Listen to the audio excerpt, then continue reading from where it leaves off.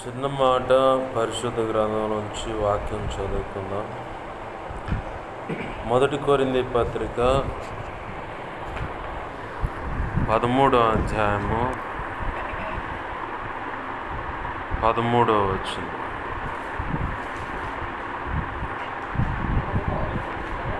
మొదటి కొరింథీయులకు రాసిన పత్రిక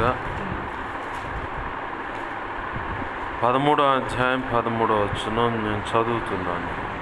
కాగా విశ్వాసము, నిరీక్షణ, ప్రేమ ఈ మూడును నిలుచును, వీటిలో శ్రేష్టమైనది ప్రేమయే. చిన్న మాట ప్రార్థన చేసుకో. ప్రేమగల మా కన్న తండ్రి యేసయ్యా, నీకు వందనాలు, కృతజ్ఞతాస్తుతులు. మా కన్న తండ్రి, మీరు ఇచ్చిన లేఖన భాగాన్ని బట్టి నీ కృతజ్ఞతాస్తుతులు. ఈ లేఖనాన్ని విరవండి, లేఖనం చాటున మీరు దాచి ఉంచిన నీ బిడలకు నీ మాటల కొరకు ఆసక్తి కలిగిన ఉన్న వారందరికీ మాకు అవసరమైన నీ శ్రేష్టమైన సంగతులు ఏమైతే ఉన్నాయో, నీ మనసులో ఉద్దేశించుకున్నది నీ బిడల యొక్క ప్రాణాత్మ శరీరంలో సంతృప్తి పొందినట్లు, నీ పాదాల మీద ఆనుకున్న దాన్ని బట్టి నీ మనసులో ఉద్దేశించుకున్నటువంటి పరిష్కారము, శాశ్వతమైన ఆశీర్వాదము, అలాగనే బిడల విషయంలో, కుటుంబం విషయంలో, దాంపత్య జీవితం విషయంలో, ప్రతి విషయంలో కూడా నీ సంకల్పం, నిర్ణయం ఏమైనదో అది తేటగా మాకు తెలియపరచబడినట్లుగా ఈ వాక్యము చాటున నువ్వు ఉంచినటువంటి నీ మనసులో ఉన్న సంగతులన్నీ నీ పక్షం వహించిన మీ దాసుని నోట ఉంచి, మీ దాసుని మీ సిలువ చాటును మరుగుపరిచి, మీ దాసుని మీ సిలువ దేవా ఇదిగోతండి ముఖాంతరంలో నుంచి మీరు కనబడుచు మీ దాసుని మీ నోటిని బోరగా మార్చి నీ బలమైన వాక్శక్తినిచ్చి, నా ప్రభువా, మా ప్రభువా, నీవే నాతో మాతో అందరితో సూటిగా తేటగా స్పష్టంగా మీరు మాట్లాడు. అడ్డగించాలని ప్రయత్నం చేస్తున్నది దుష్టుడు, వాడి దోతలు, చీకటి అంధకార శక్తులు, ఇంకేమైనా ఉన్నా ఈ ప్రాంతంలో పూజలు అందుకుంటున్న దేవతలు, దేవుళ్ళు అనబడిన ఇంకేమున్నా సరే, వశీకరణ కావచ్చు, ఇక అవి ఎంత ప్రమాదకరమైనవి కావచ్చు, యేసు నామములో వాటి ప్రభావాన్ని బంధిస్తూ నిత్య నరకానికి విసిరి కొడుతున్నాం. ఇప్పుడే అక్కడ వాటి ప్రభావం యేసు నామములో లయమైపోవును గాక. పరిపూర్ణమైన విడుదల బిడల కలుగును గాక, స్వస్థత కలుగును గాక. దుష్టుడు వాడి చీకటి అంధకార శక్తుల క్రియల వల్ల కలిగిన నష్టానికి ప్రతిగా 2 అంచెల మేలు తిరిగి బిడల కలుగును గాక. అలాగ నీ హస్తమును చాపి కార్యం జరిగించినందుకు కృతజ్ఞతాస్తుతులు చెల్లిస్తూ, నా చుట్టూరు, మా చుట్టూరు, ఈ ప్రాంతంలో ఏకీవిస్తున్న బిడల చుట్టూరు, ఈ గృహం, కాలనీ, గ్రామ, పట్టణం సమస్తం చుట్టూరు, అయా దేశము సమస్తం చుట్టూ సిలువ రక్తము కంచెనే, రక్షణ కంచెనే, అగ్ని కంచెనవి. యెషయా 51:16 ప్రకారం నీ చేతి నీళ్ళు దాచిపెట్టి నీ మహిమేగాన్ని ఇక్కడ ఆవరింపచేసి, జ్ఞాపకం చేయబడి సమస్తంపై ఆవరింపచేసి నీ చేతి నీళ్ళు దాచిపెట్టి, జకర్యా గ్రంథం 2:5 ప్రకారం నీవే అగ్ని ప్రాకారమై నిలచి, దేవా ఇదిగో తండ్రి మా మధ్యలో మీరు ఉండి ప్రభా ఈ ప్రాంతాన్ని, ఇంటిని సేనాయ పర్వతంగా మార్చి స్తుతి సింహాసనాసనుడివై ఉండి నీలో నుంచి ప్రభా నలుదిక్కులకు వెళ్ళేలాగా చేసి నీ గొప్ప కార్యములు జరిగించమని బతిమలాడుతూ, నీ పక్షం వహించిన నేను ఎంత బలహీన నీకు బాగా తెలుసు. నీ కృప మీద ఆధారపడుతున్నాను, నీ మీదే అనుకున్నాను ప్రభా. నా సమస్త అవిధేయతలు, అతిక్రమ దోషాలు, ఆజ్ఞ అతిక్రమాలు ఏమున్నప్పుడు క్షమించండి. పరిశుద్ధమైన నీ సిలువ రక్తంతో నన్ను కడగండి, పవిత్రపరచు. పరిశుద్ధ జలంలో కడిగి పవిత్రపరచు. ఆనంద తైలాభిషేకం నాపై ఉంచు. పరిశుద్ధాత్మలో నన్ను పుటమే శుద్ధ సువర్ణంగా మార్చి, పరలో శుద్ధ సువర్ణ తైలం నా నెత్తి మీద ఇంకనో గొప్పగా ఉంచి, అపోస్తుల కార్యం 4:27-31 ప్రకారం, యెషయా 51:16 ప్రకారం, మత్తయి 10:1 7-8-20 ప్రకారం నీ కృప నాకు ఇచ్చి, ఇర్మియా 1:9, 10, 18, 19 కృప దయచేసి, యెహెజ్కేలు గ్రంథం దేవ 2:1-2 ప్రకారం నన్ను మమ్మల్ని అందరినీ నీ ఆత్మచేత నింపి చక్కగా నిలబెట్టి, చక్కగా నీ ఎదుటి ఉంచి మాతో మాట్లాడమని బతిమలాడుతూ, నీ వాక్యాన్ని బట్టి కృతజ్ఞతాస్తుతులు చెల్లిస్తూ యేసయ్య నామములోనే ప్రార్థించి సమస్తం పొందుకొని నీ కృపా హస్తాలకి నన్ను మమ్మల్ని అప్పచెప్పుకుంటున్నాం మా తండ్రి. ఆమేన్. మంచిది. సమకూడిన మీ అందరికీ ప్రభు అయిన యేసుక్రీస్తు వారి పేరిట నా హృదయపూర్వకమైన వందనాలు. చదువుకున్న లేఖన భాగంలో కాగా అనే మాట పరిచయం అవుతూ ఉంది. అంటే మనం బాగా గుర్తుపెట్టుకోవాల్సిన మాట ఏంటంటే ఎందుకనగా, ఏలయనగా, ఏల, అయినను, తరువాత, గనుక, ఇట్లా ఈ కాగా అనే మాటలు తగిలినప్పుడు అంతకు ముందేదో జరిగింది అన్నది మాత్రం ఖచ్చితంగా మనం గుర్తు చేసుకోవాలి. అది గుర్తు చేసుకున్నప్పుడే మనకి ఏదైనా ఒక విషయం మనకు వంట పడుతుంది అనమాట. అంటే మనకు బాగా తేటగా తెలియపరచబడుతుంది. అయితే ఇక్కడ భక్తుడైన పౌలు గారు చెప్తున్న మాట ప్రారంభవచనాలు చూస్తే, నేను ఎన్నో భాషలు మాట్లాడవచ్చు, ఎన్నో మర్మాలు తెలియపరచవచ్చు, మర్మాలు తెలియపరిచే జ్ఞానం నాకు కలిగి ఉండొచ్చు, అయితే భాషలు కణకణ మాట్లాడవచ్చు, ఇంకేదైనా చేయొచ్చు, కానీ నేను ప్రేమ లేని వాడిని అయితే వ్యర్థుడిని అవుతాను అన్నాడు. బాగుంది. పూర్వం నాకు తెలియకేదో అజ్ఞాన స్థితులు ఎలా పడితే అలా ఉన్నాను, తర్వాత మళ్ళీ అసలేంటో తెలుసుకున్నాను అన్నాడు. అది కూడా బాగానే ఉంది. అయితే ఇంకో మాట కిందికి వచ్చేసరికి మనం చదువుకున్న 13వ వచనం పై భాగంలో చూస్తే, మనమంతా ఇప్పుడైతే మనం ఛాయగా చూస్తున్నాం అంటే యేసు ప్రభు వారిని, తర్వాత మనము ఏముంది అక్కడ ముఖాముఖిగా చూస్తామని. అయితే అప్పుడు ముఖాముఖిగా చూస్తానమాట. ఎవరి గురించి చెప్తున్నాడు ఏంటంటే అది యేసు ప్రభు వారు ప్రత్యక్షమయ్యే సమయం అది. లేదంటే నిత్యత్వంలో ఆ నూతన యెరూషలేము పట్టణంలో ప్రభువుతో మనం ముఖాముఖిగా ఉండి చూస్తూ ఆయన ఆరాధించే సందర్భాన్ని ఆడ ఉటంకిస్తూ ఉన్నాడు. బాగుంది.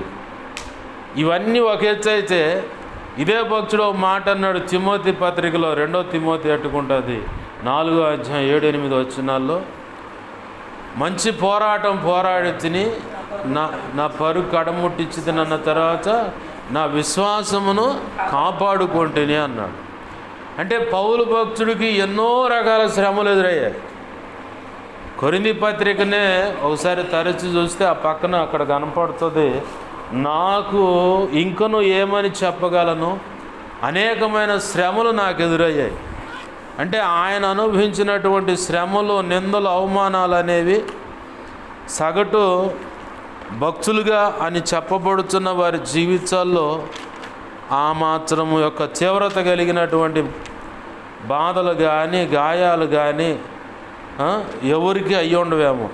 2వ కొరింథీ పత్రికలో ఆయన ఎటువంటి సందర్భాలు ఎదుర్కొన్నాడు, ఎలాంటి సమస్యలు, ఎలాంటి ఇరుకు ఇబ్బందులు ఎదుర్కొన్నాడు, అసలు ఎంత కఠినమైన పరిస్థితులు ఎదుర్కొన్నాడు కూడా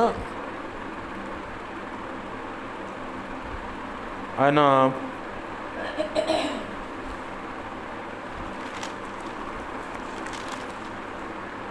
విశేషముగా దొంగల చేతిలో పట్టబడిన విషయాలు కానీ, లేదంటే ఆయన ఎంతగా ఇతరుల చేత గాయపరచబడ్డాడు. ఆ గాయపరచబడ్డ సందర్భాల్లో కూడా ఆయన ఎక్కువగా చూసుకున్న పరిస్థితులు ఏంటంటే దేవుని వైపు చూశాడు.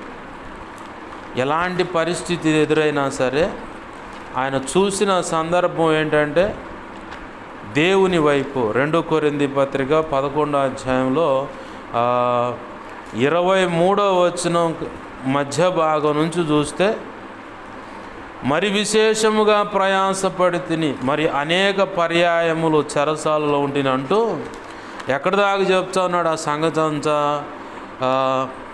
33వ వచనం వరకు కూడా ఆయన ఎదుర్కొన్న ప్రతి పరిస్థితిని సంఘానికి చెప్తా ఉన్నాడు. మనం ఇక్కడ బాగా గుర్తుపెట్టుకోవాలా, ఈ పరిస్థితులన్నీ ఎదురవుతున్నాయి కదా ఆయనకి. అయితే ఈ పరిస్థితులన్నీ ఎదురవుతుంటే ఈ పరిస్థితుల్లోనే దేవుడు వచ్చి ఆయనతో మాట్లాడతాడు, పౌలా నువ్వు భయపడమాక. ఇప్పుడు మనం చూసుకున్నాక ఆ శ్రమలు, ఆ వేదనలో ఉన్న పరిస్థితిలో మానవ మనసు కలిగిన వ్యక్తులు ఖచ్చితంగా కదిలిపోతారు. నాకెందుకు ఈ పరిస్థితి, అసలు నేనేం పొరపాటు చేశానని, అంతేగా మనం మామూలుగా మనం అనుకునేది సర్వసాధారణంగా ఒకవేళ భర్తే ఏదన్నా తొందరపడి మాట అన్నా కానీ, ఏమయ్యా నన్నే ఎందుకు ఇట్లా మాట అంటున్నావు, నేనేం పొరపాటు చేశాను, నేను అన్నీ నువ్వు ఇచ్చిన రూపాయి కూడా జాగ్రత్త చేస్తున్నాను కదా, అట్టు కాదమ్మా నువ్వు వాడు చెడిపోవడానికి నువ్వేనే కారణం అంటాడు. వాస్తవానికి ఎవరు కారణం? ఇద్దరు క్రమశిక్షణ పెట్టుకోవాలి. నువ్వేనే కారణం అంటాడు. ఏదన్నా చిన్న నొప్పి కలిగితే ఇట్లాంటి మాటలు వస్తూ ఉంటాయి. కానీ ఇక్కడ ఆయనకి 22వ వచనం 23వ వచనం మధ్య భాగం నుంచి మరి విశేషముగా ప్రయాసపడుచునని మొదలుపెట్టి ఎన్నో రకాల శ్రమల వ్యాధులు కనపడుతూ ఉన్నాయి. ఇప్పుడు ఇతరుల వల్ల అయిన గాయాలంటే ఒక రకమైన కారణం బాగుంటుంది. కపట సహోదరుల వల్ల అయిన గాయాలన్నాడు. అంటే పక్కనే ఆయనతో పాటు ఉంటూనే కూడా చాలామంది ఆయన గాయాలు చేశారంట. మనల్ని నమ్మి ఎంతో నమ్మకంగా ఉంటూ భర్త కావచ్చు, భార్య కావచ్చు, లేదా కడుపును పుట్టిన బిడ్డలే కావచ్చు, లేదా మనం ఎంతో నమ్మి ఉంటాం ఒక వ్యక్తిని. ఆ వ్యక్తి చేసే గాయాన్ని బట్టి చుట్టుపక్కల ఊరంతా కోడే కూసిన దానికంటే ఈ వ్యక్తులు చేసిన ఆ కీడు, ఆ మోసం, వాళ్ళ వల్ల అయిన గాయమే మనల్ని బాగా లోతుగా వేదన కలుగు చేస్తాం. ఇలాంటి పరిస్థితుల్లో ఉన్నటువంటి పౌలు గారితో దేవుడు అంటాడు వచ్చి, అపోస్తుల కార్యం 18వ అధ్యాయం 10వ వచనంలో, నేను నీకు తోడై ఉన్నాను. ఆమేన్, హల్లెలూయా. నీకు హాని చేయుటకు నీ మీదకి ఎవడనూ రాడు. ఈ పట్టణంలో నాకు బహుజనం ఉన్నదని పౌలుతో చెప్పగా అన్నాడు. అసలు ఏ పరిస్థితుల్లో ఆ మాట చెప్పాడు ఆయనకి? ఆయన ఒక ఖైదీగా ఉన్నాడు, శ్రమల వేదనలు అనుభవిస్తా పరిస్థితి. అయితే ఈ భక్తుడు చెప్పిన మాటలో ఈ భక్తుని జీవితంలో కనపడుతున్న మొట్టమొదట పిక్చరు ఆ వ్యక్తిత్వంలో మనకు కనపడుతున్న సౌందర్యం అనేది ఒకటి ఏదైనా ఉందంటే విశ్వాసం. తాను ఎదుర్కొంటున్న ఎటువంటి పరిస్థితి అయినా సరే ఆ పరిస్థితిలో కూడా దేవుడు నాతో ఉన్నాడు. ఆ పరిస్థితిలో దేవుడు నాతోనే ఉన్నాడు. ఇప్పుడు నేనున్న ఏరియాలో భయంకరమైన చాతబడులు చేసే వ్యక్తులు ఉన్నారు. ఆ ఇళ్లలోనే అడవి జాతి ప్రజలు అంటారు. ఇప్పుడు కోయ అని చెప్పిన ఒక పాట బాగా వైరల్ అవుతుంది. ఆ జాతికి సంబంధించిన వ్యక్తులు అన్నమాట. వాళ్ళ గురించి దైవజనుడు చెప్పినప్పుడు నేను విన్నా. మొన్న ఈ మధ్య సాక్ష్యం విన్నాను. అప్పుడే పుట్టిన మగపిల్లగాడు ఎవరైతే ఉంటాడో రోజులు కూడా కాకముందే వాడిని కనంగాల్ని అమాంతంగా తీసుకెళ్ళి వాళ్ళ దేవత ముందు, వాళ్ళ దేవుడి ముందు, దేవర్లు అంటారు, ఆ దేవర్ల ముందు తీసుకెళ్ళి తలకాయ చెగనరికి ఆ రక్తం ఆ దేవర్లకి చిమ్మి ఆ చిన్నుతున్న రక్తాన్ని తీసుకుని ఒళ్ళంతా పులుముకొని ఎగురుతారంట. అంత కఠినమైన సాంప్రదాయాలు. ఇది ఒక కోణం అయితే, ఇంకొక కోణం ఏంటంటే భయంకరంగా చాతబళ్ళు వాళ్ళు నేర్చుకొని ఉంటారు. నా చుట్టూ ఉన్నారు వాళ్ళు. చెప్పే వాక్యాలు వాళ్ళకి కొంచెం లోతుగా తగిలిన వెంటనే ఇళ్లలోనే చాతబడికి సంబంధించిన ముద్దలు పెట్టుకొని వాటి మీద పసిబిడ్డల రక్తం ఇక్కడ మనకి ఈ నరంలో నుంచి మనం శాంపిల్ తీస్తారుగా బ్లడ్ టెస్ట్ చేయడానికి, ఇక్కడ ఈ మోచే భాగంలో ఇక్కడ నుంచి తీసి దాని మీద బాస్తూ ఉంటారు. నేను ఆ పరిస్థితులు ఎదుర్కొంటా ఉన్నప్పుడు ఏంది ప్రభు అంటే, భయపడమాక నేను నీకు తోడై ఉన్నాను. ఏంది భయపడాల్సిన పని లేదు, నేను నీకు తోడై ఉన్నాను. ఎవరు నిన్నేం చేయలేరు. మెలకుండా చూస్తూ ఉండు, నీ పని నువ్వు చేసుకో ఉండు. ఏదన్నా పరిస్థితులు కాస్త కదిలిన పరిస్థితులు కనపడితే ప్రభు ఎమ్మటనే భయపడమాక నేనున్నా, భయపడమాక నేనున్నాను. వెంటనే ఇక నేను చేసుకునే పని ఏంటంటే, నేను చేయాల్సిన పని నెక్స్ట్ ఇది నేనైతే సాల్వ్ చేసేది కాదు. దిగులు పడి కూర్చొని వామ్మో ఇంత నమ్మాను కదా వీళ్ళు ఇంత చేస్తారని చెప్పని గందరగోళమై నేను ఏదైనా పరిష్కరించగలిగేదైతే నేను కూర్చొని ఆలోచించాలి. అసలు నేను పరిష్కరించలేనిది నా శక్తికి మించింది అది. కాబట్టి నా ప్రభు వచ్చి అంటాడు, నువ్వు భయపడమాకు నేను నీకు తోడే ఉన్నాను. ఇక మిగతా సెక్షన్ ఆయన చేసుకుంటూ వస్తూ ఉన్నాడు. చివరికి తేలిన ఫలితార్థం ఏంటంటే అరే ఏ దైవజనుడితోనైనా పెట్టుకోండి, కానీ అక్కడ ఆ కాలనీలో ఒకడు ఉండవు, వాడితో పెట్టుకోమాకండి. పుట్టగతులు కూడా ఉండవు. మేము ఆల్రెడీ ఖాళీ అయిపోయాం. మాంత్రికులు ఇస్తున్న సాక్ష్యం అది. మేము ఆల్రెడీ ఖాళీ అయిపోయాం. ఏదన్నా ఉంటే నువ్వు జాగ్రత్తగా ఉండండి, మీ పని ఏదో మీరు చేసుకోండి. మీ సావులు తెచ్చుకోవాలనుకుంటే అతనితో పెట్టుకోండి, లేదనుకో మీ పని మీరు చేసుకోండి. ఎందుకంటే అతని దగ్గర తెలియని ఒక అద్వితీయమైన మహాశక్తి, అది ఎవ్వడికి కూడా అర్థం కావట్లా. అంత బలమైన దేవుని సన్నిధి అక్కడ కనపడుతుంది. అది అర్థం కావట్లేదు నాకు. అయితే మాత్రం మేమంతా ఖాళీ అయిపోయామయ్యా. ఎవడైనా ప్రయత్నం చేశారంటే అరే అబ్బాయి మీరు ఖాళీ అయిపోతారు. అసలు ఏకంగా చచ్చే అవకాశం కూడా ఉందిరా. బతికి బఠానీలైనా బొలజాకులైనా అమ్ముకొని బతకొచ్చురా రే, వాళ్ళ జోలి పోమాకుండా అన్నంత భయాన్ని తెచ్చాడు వాళ్ళలోకి. దేవునికి మహిమ కలుగునుగా. హల్లెలూయా. ప్రభు అంటున్నాడు ఇక్కడ, పౌలు గారితో ఏమంటున్నాడంటే తన చుట్టూ ఇరుకుంది. మన కుటుంబాల్లో అయినా సరే భర్త విషయమైనా నువ్వు సాల్వ్ చేసేదైతే నువ్వు మదనపోడు, ఏడు గందరగోళం. లేదు పిల్లల విషయమైనా నువ్వు సాల్వ్ చేసేదేమన్నా ఉందా, ప్రయత్నం చేయి.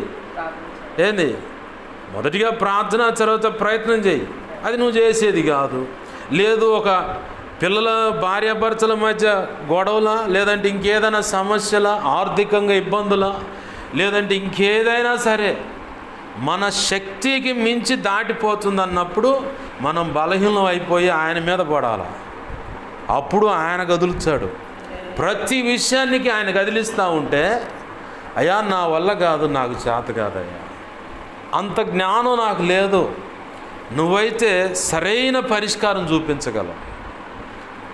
ఓ తల్లి, నేను బాప్తిసం పొందిన తొలి రోజున పొందక ఇంక 2 రోజులు పొందుతాననగా ఒక సేవకురాలే బైబిల్ మిషన్ మహాసభల్లో 2015లో జనవరి 27వ తారీఖున వాళ్ళ దగ్గరే కూర్చొని ఎట్నే చాపేసుకుంటే ఆ సభల్లో కూర్చున్నా.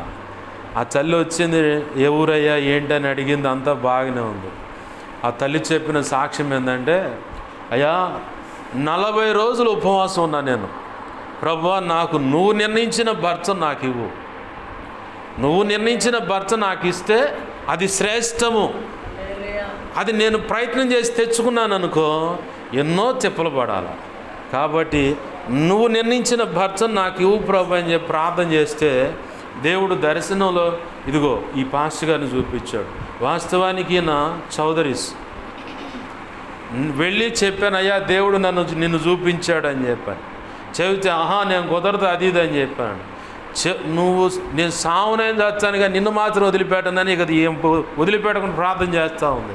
చివరికి ఏమే ఆయనకు బాప్తిసం ఇప్పించింది, ఏమే వీళ్ళిద్దరుగా ఇళ్ళే కలిసి మొత్తం శుభ్రంగా ఆయన సేవకుడిగా అభిషేకం పొందాడు. ఇవాళ ఆ బైబిల్ మిషన్లో సేవ చేస్తున్నారు. నన్ను మొట్టమొదటిసారిగా సేవకు పిలిచింది ఆయన బాప్తిసం పొందిన మొదటి రోజే ఎం సత్యం పాష్ గారు అంటారు ఆయన పేరు. రాజమండ్రి పక్కన పల్లెటూరు అంట. ఏంది రా నువ్వు సేవకు రా, నా ముఖం చూసి నువ్వు వాకింగ్ చదువుతాలే రా అంటాడు. ఏమో నేను నేర్చుకోవాల్సి చాలా ఉందిలే, నేను ఎప్పుడు లేదు నువ్వు అవసరం లేదు రా, మా ఊళ్ళో ఒక 6 రోజులు ఉండి మా సంఘాల్లో వాకింగ్ చేయకపోద్దు కానీ. ఏంది ఆ తల్లి వాళ్ళిద్దరు ఆ పరిచయం చేస్తే అక్కడ ఉండి సాక్ష్యం చెప్పింది. అమ్మ దేవుడిచ్చేది శ్రేష్టమైనది, దేవుడు చేసే పరిష్కారం శాశ్వతమైనది. అందాక విశ్వాసంతో ఓపిక పట్టాలి. మనం ఎలా ఉంటుందంటే ఇప్పుడు ప్రయత్నం చేసాం కాబట్టి వెంటనే అంటే ప్రభు చేసే కార్యాన్ని ఓపిక పడితే అసలు ఆ సంతోషాన్ని తలపోయిస్తుంటేనే మనకు అసలు హద్దులు ఉండవు అన్నమాట. అంతగా గంతులేస్తాం. ఏంది 24 సంవత్సరాలు నిరీక్షించారు అబ్రహాం శారమ్మ. కదిలిపోతున్నప్పుడల్లా ప్రభు వచ్చి కదిలించి ఎందుకు కదులుతున్నారని ఎన్ను తట్టాడు, సరైన మాటలు అందించాడు, నడిపించాడు. వాళ్ళు నిరీక్షణ కలిగారు, విశ్వాసం కలిగి ఉన్నారు, ప్రేమ కలిగి, ఓర్పు పట్టుదల కలిగి దేవుని పాదాలు పట్టుకొని ఇవన్నీ చేస్తూ కూడా ప్రభు ఏది చెప్పాడో అది చేయడానికి పూనుకున్నారు. తన భర్త యొక్క అడుగుజాడల్లో, ఎందుకంటే దైవభక్తి కలిగి ఉన్నాడు కాబట్టి లోబడింది ఆ తల్లి. ఆ భక్తే కనుక లేకపోతే అసలు పొరపాటును కూడా లోబడేది కాదేమో. కానీ ప్రభు అక్కడ గొప్ప కార్యం చేశాడు. ఎంత కఠినమైన పరిస్థితి నీ చుట్టూ ఉండని, దేవుడు నీకు ఒక మాట ఇచ్చాడంటే ఆ మాటను పట్టుకో. నీ బిడ్డల జీవితాలు అద్భుతంగా తీర్చిదిద్దుతాడు నా ప్రభు. ఏంది, కుమార్తె వివాహం విషయంలో నువ్వు దిగులు పడాల్సిన పని లేదు. నా ప్రభు చిత్తమైతే ఐఏఎస్ సంబంధం వస్తుంది నీ పిల్లకి. ఏంది, దిగులు పడాల్సిన పని లేదు. నా ప్రభు చిత్తమైతే కుమారుడి విషయంలో చక్కగా నిన్ను కానీ బిడ్డలు కానీ నీ కొడుకును అర్థం చేసుకొని ప్రేమ చేత నింపబడిన జీవిత భాగస్వామి నీ కొడుకునికి ఇస్తాడు దేవుడు. దేవుని పాదాలు పట్టుకో, ప్రభా నీ దాసుడి ద్వారా పలికిన ఆ మాటను నెరవేర్చు. ఖచ్చితంగా నా ప్రభు చేస్తాడు. అసలు నువ్వు ఊహించని రీతిగా నీ కుటుంబాన్ని గడుస్తాడు నా తండ్రి. సొంత ఇల్లు ఇస్తాడు, ఏంచి సమాజంలో పరపతినిస్తాడు. అలాగనే నాకొద్దు అని ఆయా చెట్ల కింద కూర్చుంటున్న ఆయన కూడా పట్టుకొచ్చి మొత్తం కుటుంబ సమేతంగా నేనును నా ఇంటివారు యెహోవాను సేవించేదమన్న వాగ్దానం అక్షరాల మీ కుటుంబంలో నెరవేరుస్తాడు. నువ్వు నమ్ము, దేవుని పాదాలు పట్టుకో. నువ్వు ఏ సమస్య అన్నా కూడా నీ చుట్టూరు ఇదిలిచ్చేయి. మనం ఇదిలిచ్చుకునే వ్యవహారం లేకపోతే మాత్రం కృంగిపోతాం, చాలా మదన పడుతాం. ఏంది, నీకు ఎదురవుతున్న ఆ మాట ఏదైనా కావచ్చు, లేదంటే సమస్య ఏదైనా కావచ్చు, ఇదిలిచ్చకపోతే ఇక ఎలా ఉంటుందంటే వాళ్ళ లోకంలో అంటారు, ఏది ఎక్కడేసిన గొంగలు అక్కడ కాదు. దైవజనులు చెప్పిన ఒక మాట ఉంది, కుక్క పెత్తనం గాడిద కింద, కానీ కుక్క చేసిన పని కుక్క చేయాలరా, గాడి చేయాలి పని గాడి చేయాలని పద్దాకలు గాడిద కానీ కుక్కకి తగాదు పడుతుందంట. నిన్నే బయటికి తీసుకుపోవచ్చు, నన్ను నేడే కట్టేస్తాను, నా బతికి ఇంతేనా అని చెప్పని. సరే ఈ రెండు మాట్లాడుకొని అంట, సరే ఈరోజు నా బదులు నువ్వు పనికి పోని చెప్పి. ఇక చాకలాయన దగ్గర గాడితుంటే ఏం చేస్తాడు ఆయన, గుడ్డలు బాగా ఇంటింటికి తిరిగి ఒక్కొక్క మూట మీద వేస్తునేసరికి కుక్కకే నడ్డిరిగిపోయింది. గాడిదేమో ఆడవరకు ఉంటేనేమో, అదేమో దొంగలు వచ్చి ఇంట్లో పడితేనేమో, ఏందే గాడిద నువ్వెందుకు అరవలేదని నాకు అలవాట్లేదుగా. ఏంది అట్నే ఎవరు నువ్వు చేసే పని, నీ ప్రయత్నం ఏంటంటే నాకేమీ చేత కదా ప్రభువా, నువ్వే నాకు దిక్కు, నాకు సహాయం చేయి. నువ్వు ఏదైనా చేయగల సమర్థుడు. పరిపూర్ణమైన విశ్వాసంతో నింపబడాలి. గాలికి కదిలిపోయే రెల్లులాగుంటే మనకు రెల్లు సంగతి తెలుసు. రెల్లుకి ఈ వైపు రంపంలాగా, ఈ వైపు రంపంలాగా ఉంటుంది. దాని దగ్గర పోయి ముఖం తగిలినా చెయ్యి తగిలినా అమాంతంగా తెంపేసు. మనం గాలికి కదిలిపోయే రెల్లులాగా కదులుతూ ఉంటే ప్రభు మన పక్కనే ఉంటాడు, మన వల్ల ఆయనకు గాయం అవుతూ ఉంటుంది. అరే ఇంత చేశాను నా బిడ్డలకి, గత కాలంలో ఎన్నో ప్రార్థనలకు నేను సమాధానం ఇచ్చాను, ఈ కాస్త దాంట్లో నా మీద ఆనుకోకుండా తన ప్రయత్నం మీద తను చేస్తూ ఉంది, అతని ప్రయత్నం మీద అతను చేస్తూ ఉన్నాడు, కానీ నా మీద అనుకొని ప్రభువా అంటే నేను కదులుదామని సిద్ధంగా ఉన్నాను. కానీ ఆ ప్రయత్నం చేయట్లా మనం. ఏంటంటే మన మీద వేసుకొని మనం మోస్తున్నాం. ఎట్టుంటుందంటే ఆ మధ్యకాలంలో దైవజనులు చెప్పిన మాట, శ్రీశైలం ప్రాంతం అనుకుందాం అర్థం కావడానికి, అడవి కట్టలు కొట్టుకొని వచ్చి రోడ్డు మీద నిలబడితే బండి ఆపుతా ఉండి, ఆ బండి ఒక జీబు ఆపంగానే పెద్ద ఆవిడని కట్టెల మోపు తీసి బండిలో పెట్టుకుంది, కూర్చుంది. కొద్ది దూరం పోయిన తర్వాత అద్దంలోంచి చూస్తున్నట్టు ఎట్ట కూర్చుంది, ఏంది ఈ తల్లి ఎట్ట ఉందా ఏందని చూస్తే సీట్లో కూర్చుంది కాదు, నెత్తి మీద మోపు పెట్టుకుందండి. ఎందుకమ్మా అటు పెట్టుకున్నట్టు, ఎందుకులేయ్యా నేనే భారం అయితే నీకు. ఇప్పుడు మన పరిస్థితి కూడా సమస్య ఏదైనా కానీ వాస్తవం ఇది. అయితే మనం ఎలాంటి పక్కీలో ఉండాలంటే, ఓ జమీందారు గారికి మంచి పేరు తెచ్చి ఒక గాడిద లాంటిది ఒక గాడిద ఉంది. ఆ గాడిద లాంటిది, క్షమించండి, గాడిద ఒకటి ఉంది. ఆ గాడిద దాన్ని చూసి అందరూ మెచ్చుకుంటున్నారు, ఈ పక్కనున్న వాళ్ళకి గిట్టట్లా. ఇట్ట కాదని మంచి ప్లాన్ వేసి దాన్ని తెచ్చి గొంతు దవ్వి లోపలేయడానికి రెడీ వేసారు కూడా తెచ్చి.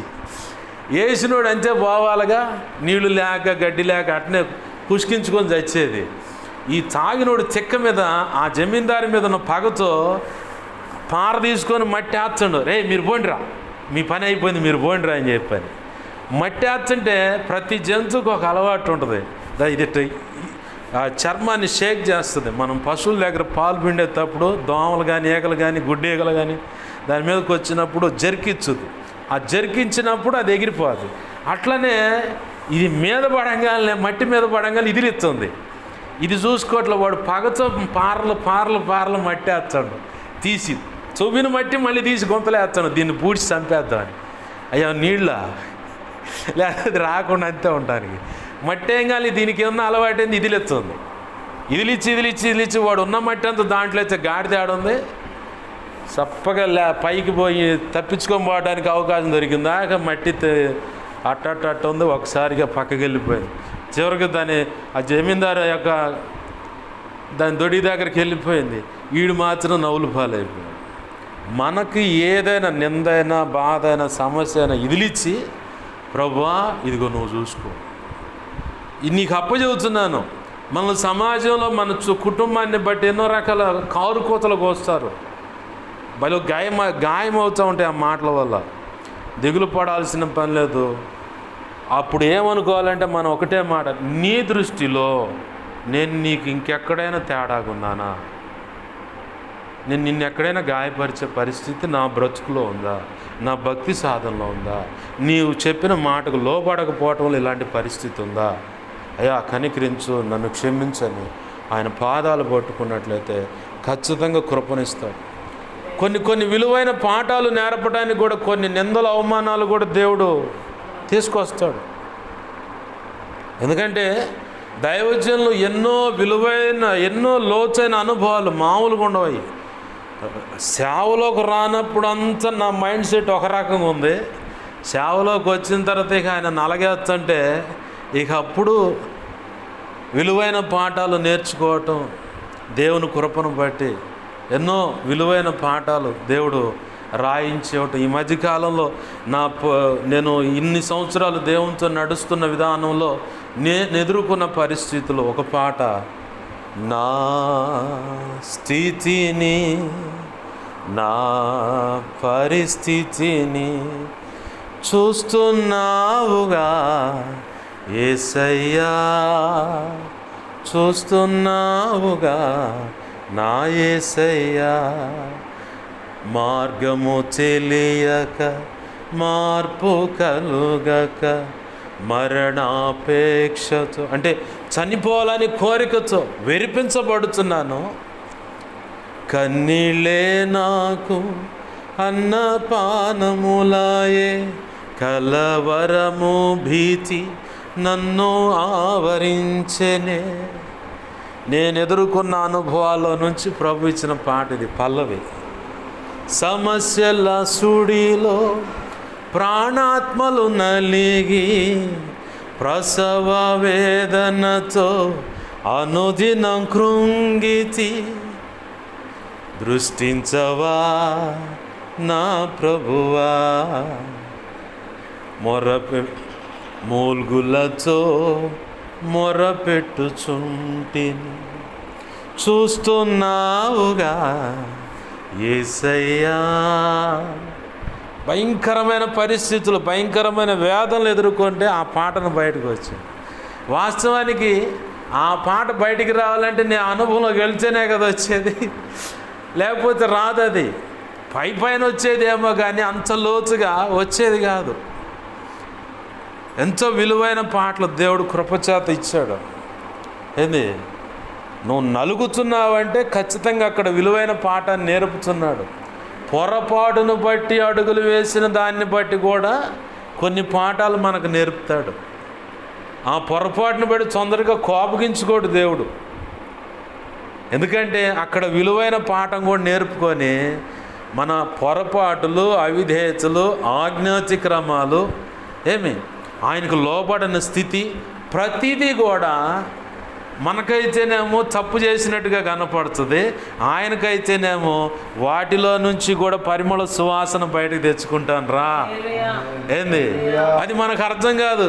అది ఒక పాట రూపేణో లేదంటే ఇంకొక వ్యక్తి మన ముందు మనం తీసుకున్న నిర్ణయాలకు చొప్పున అడుగులు వేస్తున్నప్పుడు అమ్మాయి అరే అబ్బాయి ఆగా, ఒకప్పుడు నేను కూడా ఇట్లా అడుగులు వేస్తే ఇట్లా అయింది పరిస్థితి, తొందరపడమాక, దేవుడు సహాయం చేస్తాడు. ఇలా సలహా ఇవ్వటానికి కూడా నీకు దేవుని పని జరుగుతుంది అక్కడ. అయితే ప్రభు చెప్తున్న మాట ఏంటంటే విశ్వాసాన్ని వదిలిపెట్టమాట, విశ్వాసం కలిగి ఉండు, నిరీక్షణ కలిగి ఉండు. దానియేలు తీసుకుపోయి చెరసాల్లో పడేశారు.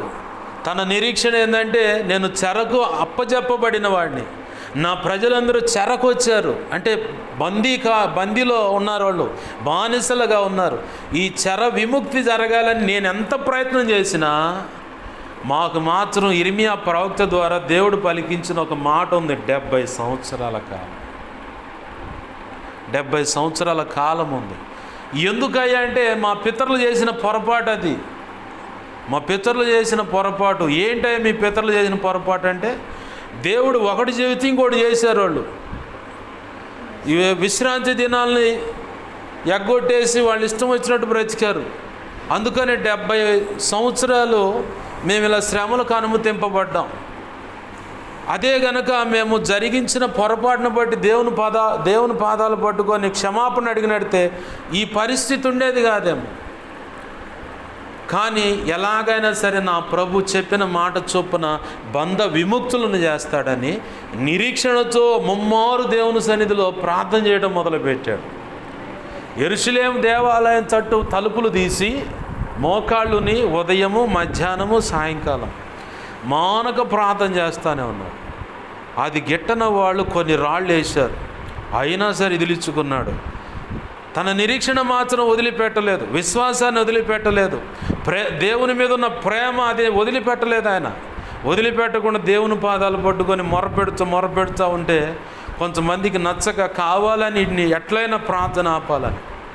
మన మీద కూడా కొన్ని విషయాల్లో కనబడకుండా దుష్టుడు వాడి దూతల దాడులు ఉంటాయి. కొన్ని విషయాల్లోనేమో వాడి దూతలే కొంతమంది వ్యక్తుల్లో చొరబడి మనకు లోతైన గాయాలు చేస్తాడు, ఆర్థికంగా నష్టం తెస్తారు, ఆ బంధాలు తెగిపోయేంతగా ఇదయ్యేలాగా చేస్తూ ఉంటాడు. ఎన్నో రకాల వాడి ప్రయత్నాలు. ఎందుకంటే నిన్ను ఎలాగైనా మానసికంగా కృంగగొడితే మోకాళ్ళు లేకుండా ఆగిపోతావు. ఆధ్యాత్మిక జీవితంలో అడుగుపెట్టిన ఏ వ్యక్తికైనా ఆ వ్యక్తికి ఎదురు తల్లి వల్లనో తండ్రి వల్లనో పిల్లల వల్లనో కోడల వల్లనో లేదు ఇరుగు పొరుగు వారి వల్లనో లేదు వెళుతున్న సంఘంలోనో సేవకురాలో ప్రభు వల్ల చేస్తున్న తోటి విశ్వాసం ఎవరో ఒకళ్ళ ద్వారా ఒక లోతైన మాట నీ హృదయానికి తాకిందంటే ఆ మాటను బట్టి నువ్వు మోకాళ్ళు వేయలేవు. ఎందుకో తెలుసా? ఆ మాట అనిపించేది అవతాలుండి వాడే మళ్ళీ నీ పక్కకు వచ్చి నువ్వు ఎంత నమ్మకంకుంటున్నావు, నిన్నే నా మాట అనాల్సింది అసలు అని చెప్పని వాడు మంచి మంచి ఆలోచనలు తెచ్చడు. ఆలోచనలకు మనం ఏం చేస్తామంటే సరెండర్ అయిపోయి అవును నేను మంచిదాన్ని, నేను మంచివాడిని, నేను ఇంత నమ్మకంగా పరిచయం చేస్తున్నా, నేను ఇంత నమ్మకంగా ఉంటున్నా, నన్నే ఎందుకు అనాలి ఇలా అని చెప్పని ఇక కూర్చొని ఇక ఏమి లేదు భయంకరమైన డెప్త్లోకి వెళ్ళిపోతూ ఉంటాం. ఎంత డెప్త్ అంటే ప్రాణం విసిగిపోయి చచ్చిపోతే బాగుండు, అసలు ఈ గోళంత ఎందుకు, ఒక జబ్బుతో చచ్చిపోతే అసలు నేను ఫ్రీ అయిపోతా. ఇంత భయంకరమైన డెప్త్లోకి తీసుకెళ్తాడు వాడు. ఆ డెప్త్ వస్తుందంటే మనం బాగా గుర్తుపెట్టుకోవాలి, సైతాన్ గాడు నా మీద పనిచేస్తున్నాడు. ప్రభువా ఎఫ్ఎస్సి పత్రిక 6వ అధ్యాయం 10, 11, 13 నుంచి 18 వచనాల ప్రకారం నీ కృప నాకు ఇవ్వయ్యా.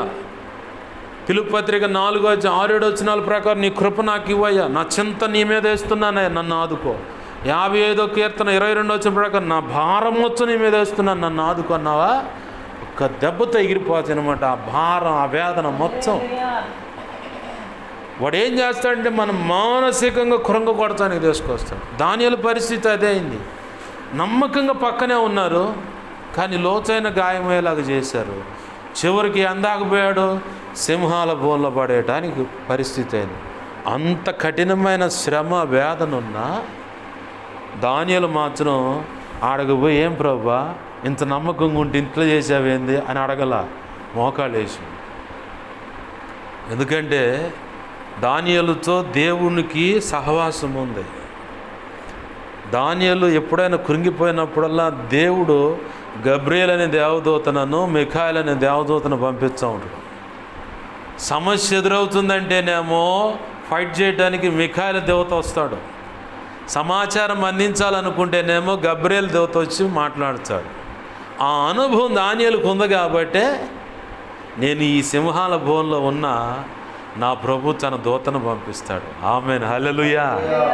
అసలు ఆయన చెయ్యి దాటి నేను పోలేదు, ఆయన చెయ్యి దాటి నేను పోలేదు. ఆయన చెయ్యి దాటి నేను పోతే అంటే ఆయనకి నచ్చనటువంటి పాపం నా జీవితంలో పొడ చూపితే, ఒకటి ఆయనకి నచ్చింది పరస్త్రీ వ్యామోహం, పరపురుషుడి వ్యామోహం అనేది, అంటే స్త్రీ పురుషుల యొక్క కలయిక, వేరొక స్త్రీ వేరొక పురుషుడు అని, అది ఆయనకు నచ్చిన పాపం. రెండవది విగ్రహారాధన అనేది, ఈ చాతబోళ్ళు ఈ సెక్షన్ల కాడికి పోయేది, ఇది ఆయనకు నచ్చని వ్యవహారం. ఇంకా మూడవది ఏంటిదంటే విశ్వాసం లేకపోవటం ఆయనకు నచ్చదు. సముద్రం గాలి ఇసురుతూ ఉంది, పడవ నిండిపోతుంది, మునిగిపోతే ఎవరు ముందు మునగాల్సింది? యేసు ప్రభు. పండుకుంది ఎక్కడ? అమరం మీద చలగడ పెట్టుకోండు. చేపలు పట్టేవాళ్ళని, పడవ నడిపేవాళ్ళని అడిగితే ముందు మునిగిపోయేది ఏందంటే అమరమే. అమరం అనేది ఆయన దగ్గర తలగడ పెట్టిన, మునిగితే ఆయన మునగాల, వీళ్ళు మాత్రం కేకలేస్తున్నారు, ఆయన మాత్రం ప్రశాంతంగా. ఏంది? మునిగితే ఆయన కదా మునగాల్సింది ముందు, కానీ వీళ్ళు కేకలు పెడుతున్నారు. దేవుడు ఉన్నాడు అక్కడ తోడుగా, కానీ వీళ్ళు కేకలు పెడుతున్నారు అన్నమాట. పరిస్థితి అట్ట ఉంటుంది అన్నమాట. అల్ప విశ్వాసం, అక్కడ దేవుడు కోపడతాడు. అల్ప విశ్వాసులారా ఎందుకు సందేహిస్తున్నారు అన్నాడు. మరో చోట మార్కు సువార్త 9వ అధ్యాయంలో విశ్వాసం లేని మూర్ఖతరం వారులారా అన్నాడు. ఇంకో చోటేమో వారి హృదయ కాఠిన్యాన్ని బట్టి ఆయన కోపగించి బాగా మూలిగాడంట లోపల. ఇంకొకటి ఏంటంటే మన పితరుల గురించి, అంటే పాత నిబంధనలు చూస్తే మస్సా దినమందు మీ పితరులు మీ హృదయాన్ని కఠినపరుచుకొనినట్లు మీరు ఈ దినమందు మీ హృదయాలు కఠినపరచుకొనకుడి అని ఉంది. అట్లానే మరో చోట రోమపత్రిక 1:28 వారు భ్రష్ట మనసు ఈ సెక్షన్లో ఉన్న వాళ్ళ విషయంలో దేవుడు కోపడతాడు. ఖచ్చితంగా ఆయనకు మనం దూరం అయ్యామన్న సంగతి గుర్తుపెట్టుకోవాలి. ఈ సెక్షన్ ఏమీ లేనప్పుడు నువ్వు భయపడాల్సిన పని లేదు. నా ప్రభు నాకు దూరం అయ్యాడు అనుకోవచ్చు. ఆయన నీతోనే ఉన్నాడు, నీతోనే ఉన్నాడు. ఆయన దానియేలుని సింహాల మధ్యలోకి తీసుకువెళ్ళినప్పుడు ఆ సింహాల ఆకలి ఎంత తీవ్రతో ఎన్నో రోజులు వాటిని పస్తులు పెడతారట. ఇంకా పస్తులు పెట్టిన వాటికాడికి కొన్ని జంతువులు మనం మచ్చిక చేసుకోవాలనుకుంటే తిండి పెట్టం, లేదంటే కర్ర చూపిస్తూ ఉంటాం. ఆ కర్ర సాయిగను బట్టో తిండి పెట్టని దాన్ని బట్టో అవి చిన్నగా మనకు మచ్చికే మనం చెప్పినట్టు చేస్తాం. మరి ఈ సింహాలు ఆకలితో ఉంటే ఇక దొరికినోడిని ఏం చేస్తాయి? పట్ట అసలు దానియేలు బయటకు తీసిన తర్వాత దానియేలు అక్కడ పడటానికి కారణమైన వాళ్ళు అట్ట పైన నుంచి అట్ట అందుకున్నాయంట. అంతే ఎగబడి వాళ్ళ పిల్లలను భార్యలను మొత్తాన్ని తీసుకుపోయి లోపల పడేసి అవి కింద పడక మునిపే, వాళ్ళంతా కింద పడక మునిపే ఎముకలను కూడా పొట్టు చేసినాయి అంట. మరి దానియేలు ఎందుకు చేయలేదు? దానియేలు అడగబోగానే మోకాళ్ళు వేసాడు. అంటనే మోకాళ్ళు వేయగానే దేవుడే దానియేలు పక్షంగా వచ్చి నిలబడి, దేవునికి మహిమ కలుగునుగాక. హల్లెలూయా. దానియేలు యొక్క నిరీక్షణ ఏంటంటే, విశ్వాసం ఏంటంటే, ఆయన యొక్క నమ్మకం ఏంటంటే, నా దేవుడు నాతో ఉన్నాడు, నా దేవునితో నేనున్నాను, నా దేవుడు నాతో ఉన్నాడు, ఆయనతో నేనున్నాను, ఇంకా నాకేంది భయం, నేను ఆయనలో ఉన్నాను, నేను భయపడాల్సిన పని లేదు. ఆయన నిరీక్షణ ఉంచాడు. అలాగనే భక్తి సాధనలో అక్కడ కనపడ్డాడు. ఒకటి ఎందుకు ఆయన ఉన్నాడంటే, ఆయన చేస్తున్న పని ఏంటంటే 70 సంవత్సరాలు మా శ్రమలు వేదనల పరిస్థితులు నుంచి బయటపడాలి. మొరపెడుతూనే ఉన్నాడు. మనం కూడా చేసిన పని ఒకటే, దేవుడు నీకు ఇచ్చిన మాటను బట్టి, దేవుడు నీతో మాట్లాడుతున్న దాన్ని బట్టి నువ్వు కృంగిపోవాల్సిన పని లేదు. నువ్వుగా ఆ తట్ట నీ నెత్తి మీద పెట్టుకోమాక. నువ్వు పెట్టుకున్నంతసేపు ఏంటంటే ఇక నువ్వే మోయాల. అదే ఆయనకు అప్పచెప్పావు అనుకో, ఆయన మోస్తాడు. మనం విన్న మాటల్లోనే ఒక మాట, ఒక యవనస్తుడు ఇంటి వాళ్ళకి మతస్థులకు కులానికి మొత్తానికి వేరే యేసయ్యను నమ్ముకోండు. అందరూ వెలివేశారు. ఎక్కడికి పోయినా కానీ సరైన సమాధానం లేదు, ఒకళ్ళన్నా ప్రేమగా మాట్లాడతారన్న ఇది లేదు. అయితే తనకు ఉన్న ప్రాంతంలో సముద్రం ఒడ్డు ఉంది, ఏకాంతంగా నడవటం అలవాటు. ఆ నడిచేటప్పుడు ప్రార్థన చేసుకుంటా, ప్రభువా నువ్వు నాతో కూడా నడువు, నేను నీకు తోడే ఉంటాను, నీ వెంట వస్తాను, నువ్వు వెళ్ళు ప్రతి స్థలంలో నేను ఉంటాను, నీకేం కాదు నేను ఉంటానన్నావు కదా, ఇదిగో ఈ సముద్రం ఒడ్డు నడుస్తున్నాను, నాతో పాటు నీ పాదముల యొక్క అచ్చులు కూడా ఉండాలి, నువ్వు నాటితో నడుస్తున్నావు అనేది నాకు నమ్మకం, అలా నడువు ప్రభు అంటే సరే అని చెప్పి నడిచాడు. కొన్నాళ్ళు అయిన తర్వాత బాగా కఠినమైన పరిస్థితులు ఎదురైనప్పుడు ఇతను ఒక్కడే అడుగులే కనపడుతున్నాయి. చివరికి తన ప్రయత్నాలు తను చేశాడు, అన్ని ప్రయత్నాలు చేస్తున్న సముద్రం ఒడ్డుకుపోయి యథావిధిగా దేవునితో సహవాసం చేసే అనుభవం నడుస్తూనే ఉన్నాడు ప్రార్థన చేసుకుంటా. మనసులో చిన్న గిల్టీ ఫీల్ వచ్చింది. ప్రభువా, తల్లి అనుకున్నా, తండ్రి అనుకున్నా, నా అనుకున్నా, బంధువులు అనుకున్నా, కులస్తులు అనుకున్నా, అందరూ సంఘస్థులు అనుకున్నా, అందరూ వదిలేశారు నన్ను, తేడా అట్ట ఇట్ట అనుకుంటున్నారు, నువ్వు కూడా నన్ను వదిలేసావా అని చెప్పానంటే మెల్లని స్వరంతో ప్రభు అంటూ ఉన్నాడు, నేను నీతో ఏం చెప్పాను, నాతో నడుస్తానన్నావు, నేను నీకు తోడానన్నావు, నువ్వు వెళ్ళి ప్రతి స్థలంలో నేను ఉంటానన్నావు, నీకు ఏ హాని జరగదన్నావు, నేను నీతో చెప్పి నెరవేర్చే వరకు నిన్ను విడిచిపెట్టనన్నావు, ఎన్నో వాగ్దానాలు చేశావు, అవును నేను నీతోనే ఉన్నా. నాతో ఉంటే నా పక్కన నీ అడుగులు కూడా కనపడాలని అడిగాను కదా అంటే అవి నీ అడుగులేనా? అదేంది ప్రభు, నా అడుగులు కాదంటే నీ అడుగులు కాదు, నా అడుగులు అవి. మరి నా అడుగులు ఎక్కడున్నాయంటే ప్రభు అన్నాడు, చూడు నా అరచేతులను, నేను నిన్ను చెక్కుకొని ఉన్నాను, ముదిమి వచ్చు వరకు నిన్ను ఎత్తుకొని వాడను, చంక పెట్టుకొని వాడను నేనే అన్న వాక్యం ఉందా? అది అక్షరాలు ఇప్పుడు నీ జీవితంలో నెరవేరు ఉంది. ఆమేన్, హల్లెలూయా. నీవు నా చేతిలో ఉన్నావు. ప్రభు ఈరోజు నీతో నీవు కానీ, నీ భర్త కానీ, నీ బిడ్డలు కానీ, నీ కుటుంబం కానీ, నీకున్న ప్రతి పరిస్థితి కానీ అంతా నా చేతిలో ఉంది. నా చెయ్యి దాటిపోలా, నా చెయ్యి దాటిపోతే నువ్వు ఏడవాలి, దిగులు పడాలి, ఓమో వాయని ఇక గందరగోళం అవ్వాలి. నా చేతిలోనే ఉన్నావు. నిన్ను అందరూ వదిలేశారు అనుకున్నా, నీ చుట్టూ ఉన్న సమస్యలను బట్టి ఏదవుతుంది అనుకున్నా, అదంతా నా చేతిలో. నా చెయ్యి దాటి ఏది పోలా. అయితే నువ్వు కదిలిపోతున్నావు కాబట్టి ఏ కార్యం చేయలేకపోతున్నావు. ప్రభు అంటున్న మాట ఇది. నువ్వేందంటే విశ్వాసం ఉంచుతున్నావు, ప్రార్థన చేస్తున్నావు, మళ్ళీ అమ్మనే సమస్యలు, బిడల పరిస్థితులన్నీ అలా తొంగి చూసుకొని తలపోసుకొని ఓ చాట కూర్చొని ఒంటరిగా ఉన్న సమయంలో ఇక ఏ పొద్దుకి అయ్యే తలపోస్తా భయంకరంగా కన్నీరు మున్నీర ఏడుస్తూ ఉన్నావు, దిగులు పడుతున్నావు, నీ ఆత్మను నలుపుకుంటున్నావు. కానీ ప్రభువా అని చెప్పని నిశ్చలంగా నీకు అప్పచెప్పా, నువ్వే చూసుకొని చెప్పా. ప్రభువుకి అప్పచెప్పి కూడా మనం స్టీరింగ్ పట్టుకుంటాం. ఇప్పుడు అది మన పరిస్థితి. యేసయ్యా నీకు అప్పచెబుతున్నా అంటున్నావు, స్టీరింగ్ నువ్వు పట్టుకుంటున్నావు. ఆయనకు అప్పచెప్పావుగా, ఇంకా ఆయన చూసుకుంటాడు. నిరీక్షణ ఉంచు, విశ్వాసం ఉంచు, దేవుని మీద అపారమైన ప్రేమ కలిగి పట్టుదలతో ప్రార్థన చేయి. చాలు, ప్రార్థన చేయి. ప్రభువా నా బిడ్డల విషయంలో ఇదిగో ఈరోజు ఈ మాటలు పలికావుగా, దైవజనుడి ద్వారా ఈ మాటలు పలికావుగా, నాకు సహాయం చేయి. ఖచ్చితంగా అది అక్షరాలు నీ జీవితంలో చూస్తావు కదా, అంతే. నువ్వు మళ్ళీ ఇప్పుడు దైవజనులుగా మేము వచ్చి ఈ మాటలు చెప్పి వెళ్ళిపోయిన తర్వాత మళ్ళీ యథావిధిగా నువ్వు కూర్చొని అదే తలపోస్తే నువ్వు ఒంటరిగా ఉన్నప్పుడు చేయాల్సిన పని ఏంటంటే మోకాళ్ళి వీలైతే లేదా కుర్చీలైనా కూర్చొని ప్రార్థన చేసుకో. చేసిన ప్రార్థనే చేస్తూ ఉండు. లేదనుకో చదువుంటే వాక్యం చదవగలిగే అవకాశం ఉంటే వాక్యం చదువుకుంటా ఉండు. ఖాళీగా ఉంటే వాడు వచ్చి కూర్చొని మనకు జోలపాట వేస్తాడు. జోలపాట అంటే నిద్రపోమ్మని వేయడు.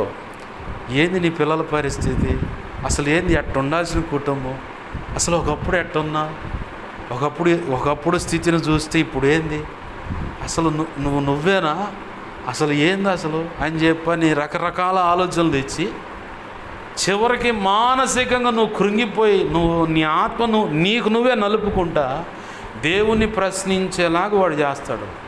వాడికి ఉన్న గుణం అది. మన జీవితాలు అది పొడచూపుతానే ఉంది.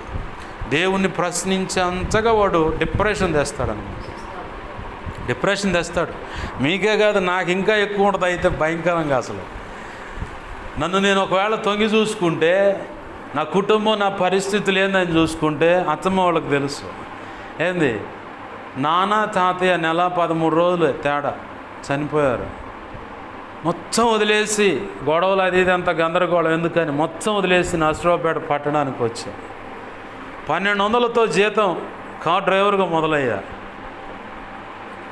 ఇంటికాడేమో ఇస్త్రీ బట్ట నలగకుండా చాలా గారాభంగా పెంచారు. తర్వాత ఈ చేతులకు బొబ్బలు తెలిసినాయి. ఆ తర్వాత పార పని చేసా, కట్టేద పని చేసా, కొప్పులు వచ్చటం. ఆ తర్వాత మళ్ళీ వరిపొట్టు బండికి ఇంతమటికి తలగుడ్డ ఉంటుంది, ఇంతమటికి మాస్క్. మొత్తం ఒక రోజు ఎంటర్ అయితే దిగే రోజే స్నానం. మళ్ళీ 4 రోజులు కానీ 5 రోజులు కానీ 7 రోజులు కానీ అప్పుడు దాకా నిద్ర ఉండదు. తినాలనుకుంటే ఒక పార్సిల్ తెచ్చుకొని 2 పూటలు తినేవాడిని. డబ్బు సేవ్ చేసి ఇంట్లో అమ్మ నాన్న వీళ్ళు ఉన్నారని. కారం తిన్నా, ముడి కారం తీసుకొచ్చుకొని తిన్నా, నీళ్లు కలుపుకొని ఉప్పు వేసుకొని తిన్న రోజులు ఉన్నాయి. ఇవన్నీ తలపోస్తా కూర్చుంటే చాన్నాళ్ళు 2 సంవత్సరాలు బాధపడ్డా. ఆ తర్వాత ఇదిలిచ్చి పక్కన పడేసి పోయినోళ్ళు ఎడుగుడు పోయారు, వాళ్ళు తెచ్చి నాకు ఇచ్చేది ఏం లేదు. ఒకవేళ తెచ్చిచ్చిన దాన్ని ఎలా అన్నది నాకు అంత ఆలోచన లేదు. నేను ఖచ్చితంగా నడుము బిగించి కుటుంబం కోసం నిలబడాలి, నా వంతుకు నేను నిలబడాలి అని చెప్పని ఎప్పుడైతే మనస్సు నిబ్బరం చేసుకొని నిలబడి 2014 దాకా నడిచింది బండి. ఆ తర్వాత 2015 జనవరి 28వ తారీఖు బాప్తీసు అనుభవంలోకి వచ్చా. ఇక ఆ రోజు నుంచి ఒకటే ప్రార్థన చేశా, నా తెలివితేటలు ఈరోజు బాప్తీసం అని తెల్లైతే చచ్చిపోదామన్న తెలివితేటలు ప్రభువా, నాకు బతకటం అంటూ చేత కాదు, బతుకు బండి నడిపించడం చేత కాదు, కుటుంబాన్ని ఎట్టగట్టుకోలో కూడా చేత కాదు, నీకే అప్పచెబుతున్నా, నువ్వే చూసుకో అని చెప్పని ఇక దేవునికి అప్పచెప్పి ఒక 8 నెలలు నడిచిన తర్వాత 25,000 రూపాయలు అప్పు తీర్చలేక నెల రోజులు ఒకడు ఫోన్ ఎచ్చలా. చివరికి మళ్ళీ ఎందుకు తేడా పడుతున్నా అని చెప్పని గ్రహింపుకి వచ్చి బాప్తీసం పొందిన తొలి దినంలో దైవజనుడు శాలింరాజు గారు చెప్పారు ఒక మాట, ఏది కూడా నీ సొంత నిర్ణయం తీసుకోమాక, ప్రభువుకి అప్పచెప్పేసి ఆయన చెప్పినట్టు చేయండి. అది గుర్తొచ్చింది వెంటనే. ఇక అది గుర్తు రాగానే వెంటనే 3 రోజులు ఉపవాసం వేసుకొని, ప్రభువా ఇప్పటివరకు నా సొంత ప్రయత్నం చేశా, 21,000 కట్టలేక నాకు సహాయం చేయ ప్రభు అని చెప్పి ప్రార్థన చేసుకొని ఉపవాసం విరమించి ఆ బ్రిడ్జి కింద కూర్చొని, ఇప్పుడు నన్ను ఎవరు ఫోన్ చేయమంటావు చెప్పాను, ఫలానా వాళ్ళకి ఫోన్ చేయండి. ఫోన్ చేసాలో ఇట సంగతి అన్న, డబ్బులు లేవు, ఫోన్ పెట్టాను. నువ్వు అడగమను, నేను అడిగా, లేవు అన్నారు, ఇది నువ్వే చూసుకో. ఆ మాటలు ఆయనతో మాట్లాడుతున్న మనసులో వెంటనే ఫోన్ వచ్చింది. అసలు ఎంత కట్టాలా? 40,000 అన్న. మొత్తం కట్టిపోతే వేసపోయి దేవునికి మహిమ కలుగునుగా. హల్లెలూయా. ఆ రోజు నుంచి ఈ రోజు వరకు నా సొంత ప్రయత్నం ఏది చేయదలుచుకోలేదు, ఏది కూడా నా మీద పెట్టుకోదలుచుకోలే. ఒకవేళ బాధ అనిపిస్తే ఆయన సన్నిధిలోకి పోయి కూర్చొని కన్నీరు విడిచి, శరీర సంబంధమైన దుఃఖం అయితే నాకు వద్దు, తీసే. దైవ చిత్తానుసారమైన దుఃఖం, ఆత్మ సంబంధమైన దుఃఖం, నీ పని జరగాలనే దుఃఖం నాకు పెట్టు, నా హృదయంలో ఉంచు. దానికోసం నేను కన్నీరు విడవాలి. ఈ లోక శరీర సంబంధమైన ఆ దుఃఖం నాకు వద్దు, అది మరణాన్ని తెచ్చొద్దని లేఖనం సాక్ష్యం ఇస్తుంది. నాకు వద్దు ప్రభు అని అప్పటి నుంచి ఇప్పటి వరకు ప్రార్థన చేసుకుంటా ఉంటే ప్రభు కృపను బట్టి ఆయనే ప్రతి సమస్య పరిష్కారం తెస్తా ఉన్నాడు. ప్రతిదీ ఆయనే చేసుకుంటా వస్తాను. నేను చేస్తుందల్లా ఒకటే, నువ్వు ఊరకనే నిలబడు అన్నాడు. ఇశ్రాయేలు ప్రజలతో ఏమన్నాడు? ఇదిగో మీ మధ్య ఈరోజు దేవుడు అద్భుతం చేస్తానంటున్నాడు, అయితే మీరు ఊరకనే నిలుచొని చూడండి చాలని. ఎరికో పట్టణం ముందు దేవుడు వాళ్ళకి ఏం చెప్పాడు? యెహోషువతో 7 రోజులు 7 సార్లు తిరుగు, 7వ రోజు 7 సార్లు తిరుగు, అది అయిపోయిన తర్వాత ఆర్భటించి బోర ఊదు అన్నాడు. అంతే. స్తుతించు, ఆరాధించు. ఆర్భటించి బోర ఊదటం అంటే నీ పరిస్థితిని ఎలుగెత్తి మనకున్న పరిస్థితిని ఆయనకు చెప్పటం, మిగతాది ఆయన చేస్తాడు. ఎరుకో వంటి కఠినమైన సమస్య నా ఆయుధం అనేది ఉపయోగపెట్టకుండా ఆయన చదును భూమి చేసి ఎరుకో రాజును కూడా చంపేశాడు. అంటే ఈడ ఎరుకో రాజు అంటే వ్యక్తిని చంపుతాడంటే కాదు, మనకు తెలియకుండా రహస్యంగా దుష్టుని యొక్క దాడులు కానీ, వాడి దురాత్మల వాడి సమూహం దాడులు కానీ, ఏ చీకటి అంధకార శక్తులు కానీ, లేదంటే ఆ పూజలు అందుకుంటున్నవి కావచ్చు, లేదంటే ప్రయోగాలు అన్నటివి కావు, ఏవైనా సరే వాటి మొత్తాన్ని లయపరుస్తాడు. వాటి ప్రభావం కూడా లేకుండా చేస్తాడు. ప్రభువు తన మహా ఉచిత కృపను బట్టి ఆ విడుదల అనుగ్రహింపబడింది. ఈరోజు దేవునికి మహిమ కలుగును గాక. హల్లెలూయా. దేవుని పాదాలు పట్టుకుందండి. నిరీక్షణ మాత్రం కోల్పోవద్దు, విశ్వాసాన్ని కోల్పోవద్దు. ఆయన మీద వెయ్యి నీ భారం. ఇప్పుడు దాకా నువ్వు మోసావు, మోసి నీ ఆత్మను నలుపుకున్నావు, ఎంతో కృంగిపోయావు. అదొక మనోవేదనగా మారిపోయి తిన్నది వంట పట్టక, బిడలు చూసినప్పుడల్లా దిగులు, కళ్ళ నిండా నీళ్లు తీసుకుంటున్నావు కానీ కన్నీళ్ళు కిందకు జారితే పిల్లలు అల్లాడిపోతారు. ఏందమ్మా అని చెప్పని ఆ ఆవేదనతో అల్లాడుతూ నీ లోపల నువ్వు కుమిలిపోతున్నావు. ఇక ఇంతటితో అది ఫుల్ స్టాప్ అన్నమాట. ఇది మొదలుకొని ఆశీర్వాదాన్ని నువ్వు చూస్తావు. నా ప్రభువు నిన్ను, నీ కుటుంబాన్ని, నీ బిడ్డలను ఎంతో గొప్పగా ఉన్నతంగా ఆశీర్వదించడానికి కోరుకున్నాడు. ఎంత గొప్పగా అంటే అబ్రహాముకు నిర్ణయించిన ఆశీర్వాదం, అబ్రహాముకు నిర్ణయించిన ఆశీర్వాదం అన్నమాట. ఇహ పరమందు అన్ని విధాల ఆశీర్వాదం. అబ్రహాం కొంత ఆశీర్వదింపబడ్డా? అన్ని విధాల ఆశీర్వదింపబడ్డాడు. తన తర్వాత పుట్టిన బిడ్డకు కూడా ఆశీర్వాదాన్ని పంచాడు. అలాగ ఆశీర్వాదం పంచటమే కాదు, అన్నిటికంటే విలువైనది దేవుని యందు వినయ భయభక్తులు పంచిపోయాడు ఆయన. అది ఉంది కాబట్టి నెక్స్ట్ తరం యాకోబు వచ్చాడు. అది ఉంది కాబట్టి ఆ నెక్స్ట్ తరం యేసోపు వచ్చాడు. అది ఉంది కాబట్టి నెక్స్ట్ తరం ఎఫ్రాయిము, మనష్షేలు వచ్చారు. అది ఉంది కాబట్టి. అది లేకపోతే ఇన్ని తరాలు దీవించబడాయా? అది ఉంది కాబట్టి ఇప్పటికీ కూడా అబ్రహాం ఆశీర్వాదంలో మనం ఉన్నాం. అట్లానే తరతరాల ఆశీర్వాదాన్ని ప్రభు నీ కుటుంబానికి ఇచ్చాడు. ఏంది, దిగులు పడాల్సిన పని లేదు, భయపడాల్సిన పని లేదు. ఇప్పుడు దాకా నువ్వు కుమిలిపోయింది చాలు, కదిలిపోయింది చాలు. ఇక్కడి నుంచి ప్రభువును కదిలిచ్చు. నువ్వు చేయాల్సిన పని ఒక్కటే, ప్రార్థన చేయి. ఇంకంతకంటే నువ్వేం చేయలేవు. నువ్వైనా నేనా ఎవరువైనా సరే ఆర్థిక సహాయమా ఏంది ప్రభు అను, ఖచ్చితంగా నా ప్రభు కదిలిస్తాడు. ప్రభు కృపలో వర్ధిల్లుతారన్నమాట. దేవుడు చెప్పిన ఈ మాటలకు మనము లోబడదామండి. శాశ్వతమైన ఆశీర్వాదానికి పాత్రలం అవుదాం. ఆమె ప్రార్థన చేసుకుందాం.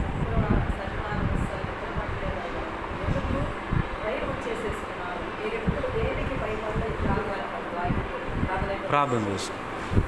ప్రేమగల మా కన్న తండ్రి అనేసయా, నీకు వందనాలు, కృతజ్ఞతాస్తుతులు మా తండ్రి. దేవా, విత్తబడిన వాక్యం వ్యర్థమైపోకుండా మా హృదయాల్లో పదిలపరచండి. అనాది సంకల్పంలో ప్రభువా, ఇదిగో తండ్రి, ఈ నూతకి ప్రాంతానికి మమ్మల్ని తీసుకొచ్చినందుకు, ఈరోజు ఈ సమయం ఇక్కడ ఉండటానికి మీరు కృపనిచ్చినందుకు కృతజ్ఞతాస్తుతులు మా ప్రభువా. నీ గొప్ప కార్యాలు ఇదిగో తండ్రి బిడల పట్ల నువ్వు కలిగి ఉన్నావని, ఇదిగో శాశ్వతమైన ఆశీర్వాదము అయా బిడల జీవితాలు నువ్వు నిర్ణయించినది ఈరోజు తెలియపరిచారు. దేవా, సమస్త బంధకట్లన్నీ తొలగించినందుకు, పరిపూర్ణమైన విడుదల కలుగు చేసినందుకు నీకు కృతజ్ఞతాస్తుతులు చెల్లిస్తున్నాం మా ప్రభువా. అయా అయా అయా సహాయము చేయండి. ఏ మాట వ్యర్థమైపోకుండా అయా ఇదిగో తండ్రి బిడ్డలు హృదయాలు పదిలపరచండి ప్రభు. ఇదిగో తండ్రి, మీరు ఈరోజు మాట్లాడుతున్నారయ్యా. కఠినమైన సమస్య కావచ్చు, కానీ విశ్వాసం ఉంచమంటున్నావు అయా. ఇదిగో పరిస్థితులు ఎలా ఉండని నిరీక్షణ ఉంచమంటున్నావు అయా. ఇదిగో తండ్రి, ఏ పరిస్థితులు ఎలా అయినా కానీ దేవుని యందు అచంచలమైన ప్రేమ కలిగి ఉండమంటున్నావు అయా. ప్రేమ కలిగే నీ మీద ఆనుకోమంటున్నావు అయా. ఇప్పటి వరకు కుమిలిపోయినది దేవా, కదిలిపోయినది చాలు అంటున్నావు ప్రభు. ఇదిగో నీ కన్నీరు ఆయన కవిలలో దాచబడి ఉన్నది, ఆయన పుస్తకంలో, ఆయన బుడ్డిలో దాచబడి ఉన్నాయి. దేవా దేవా దేవా, కనికరించండి ప్రభువా. నీకే స్తోత్రాలు తండ్రి. మా మంచి కాపరి నీకే వందనాలు ప్రభువా. ఆత్మల కాపరి నీకు స్తోత్రాలు. శ్రీమంతుడు అయిన మా దేవా, నీకు వందనాలు ప్రభువా. సర్వకృపానిధివైన మా తండ్రి నీకే స్తోత్రాలయ్యా.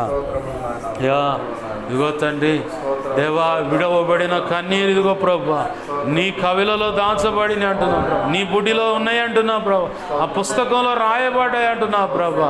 ఇదిగో నీవు కన్నీరు విడుచుట నేను చూచి తిని నేను నిన్ను బాగు చేసేదని అంటున్నావు ప్రభా. ఇది మొదలుకొని కుటుంబం ఆశీర్వాదకరంగా మార్చబడబోతా ఉంది. బిడ్డల జీవితాలు విప్లవాత్మైన మార్పులోకి తీసుకొస్తా ఉన్నాడు ప్రభు. ఇదిగో ఊహించినటువంటి గొప్ప ఆశీర్వాదం దేవుడు ఇస్తా ఉన్నాడు. నీ భర్తను కూడా మార్చి తీసుకొస్తున్నాడు దేవుడు. ఇదిగో ఆ చీకటి అంధకార శక్తుల బంధ కట్ల నుంచి విడుదల కలుగు చేశాడు దేవుడు. నీ బిడ్డల వివాహాలు ఘనముగా జరగబోతా ఉన్నాయి. దేవుడే ఆ బాధ్యత వహించాడు, దేవుడే ఆ బాధ్యత తీసుకున్నాడు. ఇక నువ్వు దిగులు పడాల్సిన పని లేదు. నా అనేవాళ్ళు ఎవరు లేరయ్యా నాకు దగ్గరలో. ఇదిగో నాకెందుకయ్యా ఈ పరిస్థితి అని చెప్పని ఏడుస్తున్నావు కదా.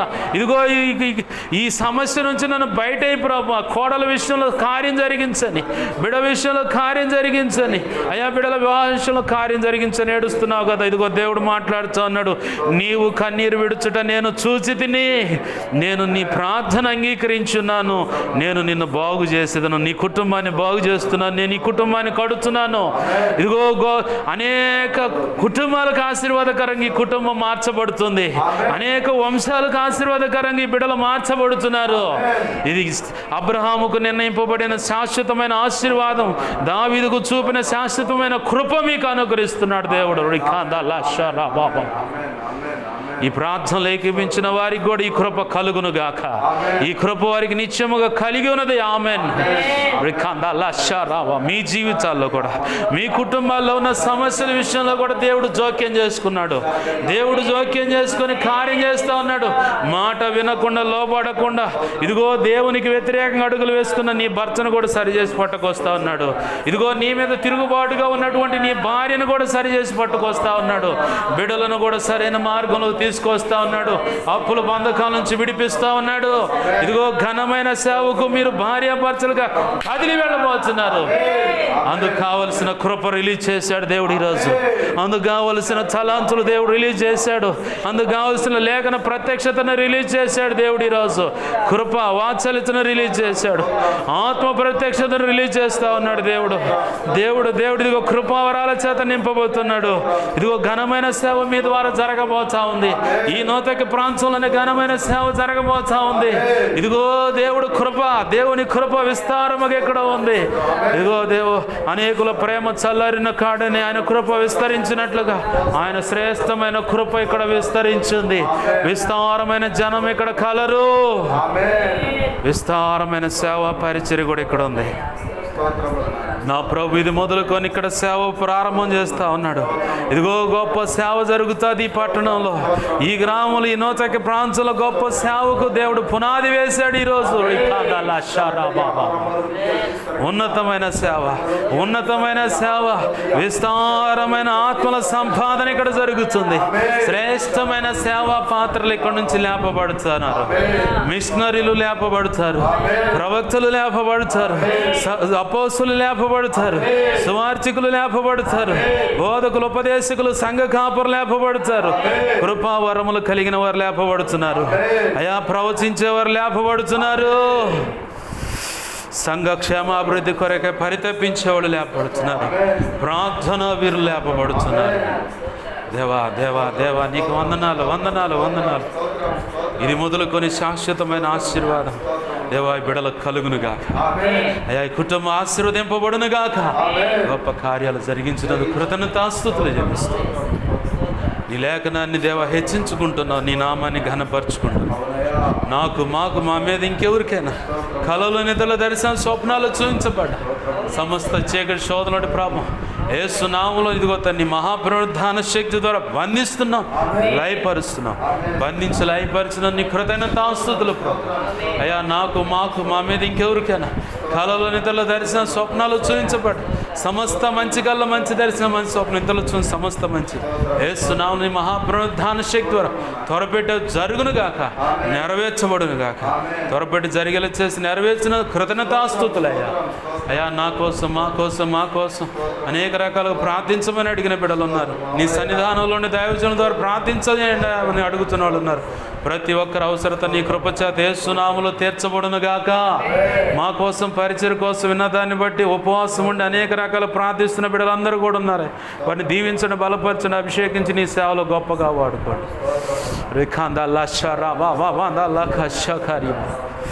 ప్రియమైన దేవుని చేత పిలువబడిన దైవ జనుడిగా పిలువబడిన సహోదరుడా, ఇదిగో నీతోనే దేవుడు మాట్లాడుతూ ఉన్నాడు.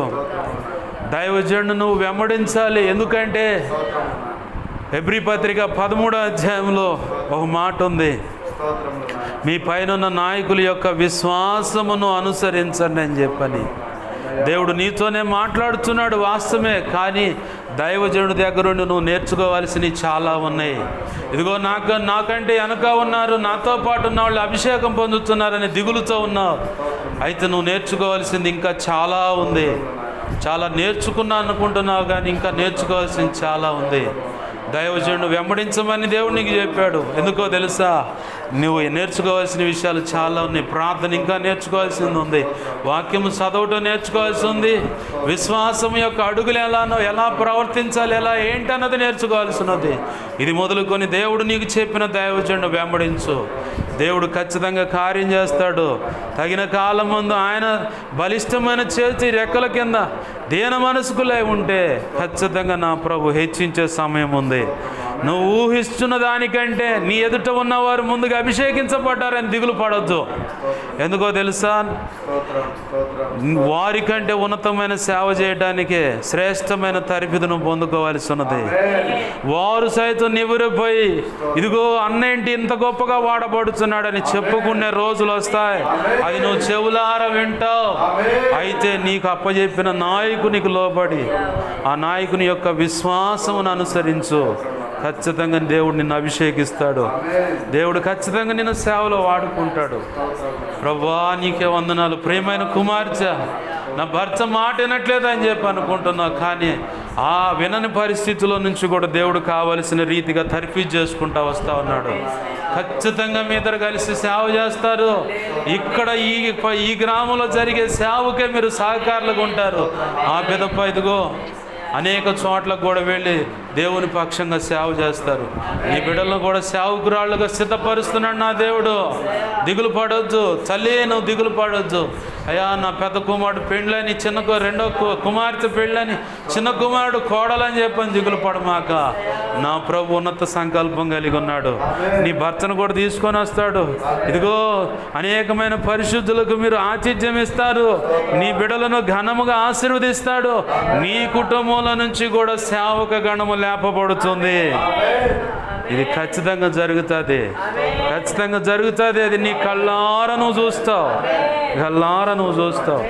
నా బిడ్డలు నీ సేవలో వాడుకోయా అని చెప్పని ప్రార్థిస్తున్నావు కదా. ఖచ్చితంగా నా ప్రభు నీ మొర ఆలకించాడు. దిగులు పడాల్సిన పని లేదు. నా ప్రభు నీతో ఉన్నాడు, నీతో ఉన్నాడు. నీకు హాని చేయుటకు నీ మీదకు కానీ, నీ కుటుంబం మీద కానీ, నీ బిడ్డల మీద కానీ, నీకు కలిగిన సమస్తం మీదకి ఏది రాదు. ఆయనే జకరియా గ్రంథం 2:5 సెలవిచ్చినట్టుగా అగ్ని ప్రాకారమై ఉన్నాడు. నీ బిడ్డల చుట్టూ ఉన్నాడు, కోడల చుట్టూ ఉన్నాడు, మనో సంతానం చుట్టూ ఉన్నాడు. నీకు కలిగిన ఈ నివాసం, ఈ గ్రామం చుట్టూ కూడా ఉన్నాడు. చాలా స్థిరాస్తులు సమస్తం, మనో సంతానం అంతటి చుట్టూ, భర్త చుట్టూ కూడా ఉన్నాడు. మాట వినని భర్త చుట్టూ కూడా ఉన్నాడు ప్రభు. దిగులు పడమాక, ధైర్యంగా ఇది మొదలుకొని ఇంకా సంతోషంగా దేవుని పాదాలు పట్టుకుని ప్రార్థన. ప్రేమగల మా కన్న తండ్రి యేసయ్యా, నీకు వందనాలు, కృతజ్ఞతాస్తుతులు చెల్లిస్తాను. నీ బిడ్డలందరితో నువ్వు మాట్లాడిన విధానాన్ని బట్టి, తెలియపరిచిన సంగతులను బట్టి నీ కృతజ్ఞతాస్తుతులు చెల్లిస్తాను. అక్షరాల నీ కృపచేత యేసునామములో బిడ్డల జీవితాలు ఇవి నెరవేర్చబడును గాక. ఇదిగో తండ్రి, వారు అనుభవించి కృతజ్ఞత కన్నీరుతో నిన్ను మహిమపరచుదురుగాక. అలాగూ జరిగించినందుకు కృతజ్ఞతాస్తుతులు చెల్లిస్తూ మా ప్రియుడును మా రక్షకుడైన యేసయ్య ఉన్నతనంత శక్తిగల నామమును అడిగి వేడుకొని ప్రార్థించి సమస్తం పొందుకొని 2 తిమోతి 1:12 ప్రకారం నీ కృపాస్తాలకు చేరి వచ్చిన బిడలను, కుటుంబాలను కలిగిన సమస్తాన్ని అప్పజెప్పి, ఈ ప్రాంతంలో నువ్వు నిర్ణయించిన పరిచర్యను, సంఘ బిడలు సమస్తాన్ని చేతులకు అప్పజెప్పి, యేసయ్య ఉన్నతనంత శక్తిగల నామములోనే ప్రార్థన సమస్తం పొందుకొని నిన్ను మహింపరచుకున్నాం మా తండ్రి. ఆమేన్. ఇప్పుడు మన తండ్రి అయిన దేవుని ప్రేమయు, ఆయన ప్రియకుమారుడైన యేసుక్రీస్తు వారి కృపయు, పరిశుద్ధాత్మ దేవుని అన్యోన్య సహాయ సహవాసము సమకూడిన, అలాగని ఇక్కడున్న కుటుంబాలకు, చేరి వచ్చిన వారి కుటుంబ సభ్యులు, కలిగిన సమస్తానికి, ఇక్కడున్న సంఘానికి, సంఘ బిడ్డలకు, సార్వత్రిక సంఘంలో సకల పరిశుద్ధులకు, ఇక ముందు ఏకీపించబోతున్న ప్రాంతంలో ఏకీపించబోతున్న వారికి నిత్యత్వము చేరు పర్యంతం సదాకాలము తోడై ఉండి విశ్వాసము, నిరీక్షణ, ప్రేమ కలిగి ప్రభు కృపకు పాత్రులై ఆయన అనుకున్న, ఆయన చెప్పినటువంటి నిర్ణయించిన సమస్త పనికి, ఆశీర్వాదమునకు మన వారసులుగా చేసి ఆ పని జరిగించి ఆ ఆశీర్వాదం మనం అనుభవించేలా చేసి ఆయన మాత్రమే మన ద్వారా మహిమ పొందునుగాక. ఆమేన్. అలాగూ చేసిన యేసయ్యకు కృతజ్ఞతాస్తుతి, ఘనత, మహిమ, ప్రభావాలు చెల్లునుగాక. ఆమేన్. యేసు రక్తమునకేచి, ప్రవేశు రక్తమునకేచి, ప్రవేశు నామమునకు సంపూర్ణమైన విజయం కలుగునుగాక. ఆమేన్. అపవాది, వాడి దోతలు, చీకటి, అంధకార శక్తులు, క్రియలు, అవి ఎంత ప్రమాదకరమైన మంత్ర ప్రయోగాలైనా వాటన్నిటికీ అనంత నాశనం, సర్వనాశనం, నిత్యనాశనం కలుగునుగాక. ఆమేన్. యుద్ధము యెహోవాదే, యేసు రక్తమునకే జయము, జయము, జయం. హల్లెలూయా, హల్లెలూయా, హల్లెలూయా. అందరికి వందనాలు. ప్రభు యొక్క మహా ఉచిత కృప మనందరికీ చూడండి నడిపించునుగాక. ఆమేన్.